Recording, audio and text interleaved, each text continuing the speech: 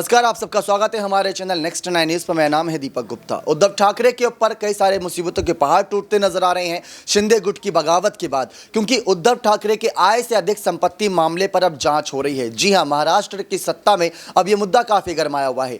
जिस तरीके से बाला साहब ठाकरे अपने समय में थे, वो भ्रष्टाचार को बढ़ावा देते नहीं थे, लेकिन अगर भ्रष्टाचार हुआ है, मातोश्री एक पहला बना था, उसके बाद दूसरा मातोश्री बना, तो इसी वजह से कई सारे ऐसे बड़े चेहरे रहे जिन्होंने ये कहा कि उद्धव ठाकरे के पास ऐसी संपत्ति है जो अवैध है। उसमें सिर्फ उद्धव ठाकरे का नाम, बल्कि उनकी पत्नी रश्मि ठाकरे, उनके बेटे आदित्य ठाकरे और तेजस ठाकरे का नाम भी सामने आने लगा। इसको लेकर एक याचिका भी दर्ज कराई गई। उस याचिका को कोर्ट ने यहाँ पर स्वीकार भी किया और उसके बाद अब फैसला लिया जाएगा कि क्या होना है उद्धव ठाकरे के आय से अधिक संपत्ति मामले पर।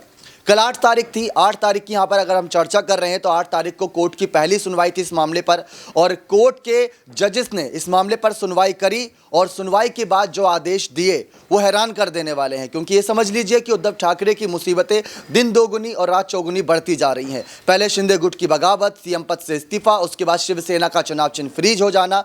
भले ही वहाँ पर बीच में ऋतुजा लटके की जीत हुई, लेकिन वहाँ पर भी नोटा के बटन यानी कि नन ऑफ द अबाव के बटन को 11-12 हज़ार बार यहाँ पर करीब यहाँ पर प्रेस किया गया था वोटर्स के द्वारा। तो इससे एक बड़ा संकेत मिल रहा है कि उद्धव ठाकरे का जो सियासी कहीं ना कहीं अभी तक बगावत थी, जो चालें थी, वो यहीं तक सीमित थी। शिंदे के सामने आने के बाद ये सारी चालें अब नाकामयाब रहेंगी। लेकिन कल कोर्ट में क्या दलीलें रखी गई, किस तरीके से यहाँ पर सुनवाई हुई आय से अधिक संपत्ति मामले पर, देखिए आप हमारी एक खास रिपोर्ट।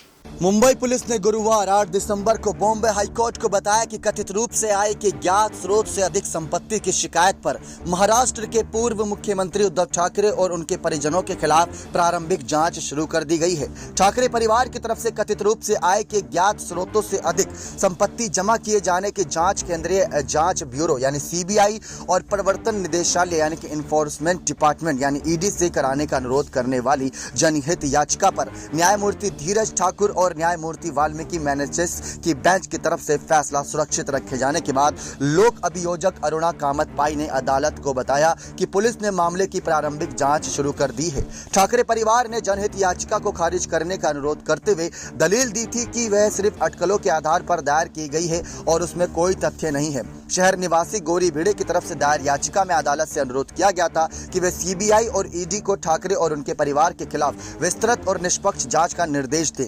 बेंच ने सुबह के सत्र में मामले पर संक्षिप्त सुनवाई की और आदेश सुरक्षित रख लिया, लेकिन दोपहर के सत्र में सरकारी वकील अरुणा पाई ने फिर से अदालत के समक्ष मामले को उठाया और राज्य सरकार के रुख से अवगत कराया कि पाई ने अदालत को मुंबई पुलिस की आर्थिक अपराध शाखा ने आरोपों की प्रारंभिक जांच शुरू कर दी है। उद्धव ठाकरे के एडवोकेट एसपी चिनॉय ने इस पर आपत्ति जताई और कहा कि यह कानूनी प्रक्रिया का दुरुपयोग है। याचिका दायर करने से पहले भिड़े ने अपने आरोपों को लेकर मुंबई के पुलिस आयुक्त को पत्र भी लिखा था, लेकिन गुरुवार 8 दिसंबर को भिड़े ने अदालत को बताया कि पुलिस ने उन्हें ऐसी किसी भी जांच के शुरू होने की जानकारी नहीं दी।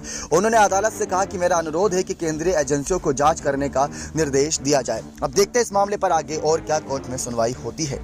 तो देखा आप सभी ने, जजेस ने यहाँ पर क्या बातें रखी, क्या दलीलें रखी है, गौर करने वाली बात है, क्योंकि जो याचिकाएं हैं, पहली बात तो इसको स्वीकार नहीं किया जाना चाहिए था, ऐसा यहाँ पर उद्धव गुट के द्वारा कहा गया, क्योंकि वो सिर्फ बिना किसी सबूत के थे। अगर कोई सबूत था तो शायद गिरफ्तारी पहले हो गई होती उद्धव ठाकरे की, लेकिन अब इस पर जांच होगी। सीबीआई, ईडी, पुलिस, तमाम जांच एजेंसियां इस पर जांच करेगी और जांच में अगर गलती से कुछ अवैध पाया जाता है तो 100 दिन यहाँ पर संजय राउत जेल की सलाखों के पीछे थे, कहीं उसके बाद उद्धव ठाकरे ना पहुंच जाए या उनका परिवार ना पहुंच जाए। आय से अधिक संपत्ति मामले पर, भ्रष्टाचार जैसे मामले पर सरकार इस समय बहुत ज्यादा कह सकते हैं चौकन्ने हैं, क्योंकि वो हर किसी पर नजरें बनाए हुए, खासकर विपक्षी पार्टी के नेताओं पर। बीएमसी चुनाव नजदीक आ रहा है, शिवसेना का कब्जा था यानी ठाकरे परिवार का ही कब्जा था 20 सालों से। अब उस कहीं ना कहीं विरासत को छीनने के लिए बीजेपी ये भी चाल चल सकती है, ऐसा कहीं ना कहीं उद्धव ठाकरे का कहना है। अगर बीजेपी ऐसी चाल चलती है तो ये समझ लीजिए कि बीएमसी पर से भी राज अब खत्म हो जाएगा उद्धव ठाकरे का, और ये राज खत्म हुआ तो बीजेपी और शिंदे का राज चलेगा, खासकर बीजेपी का चलेगा,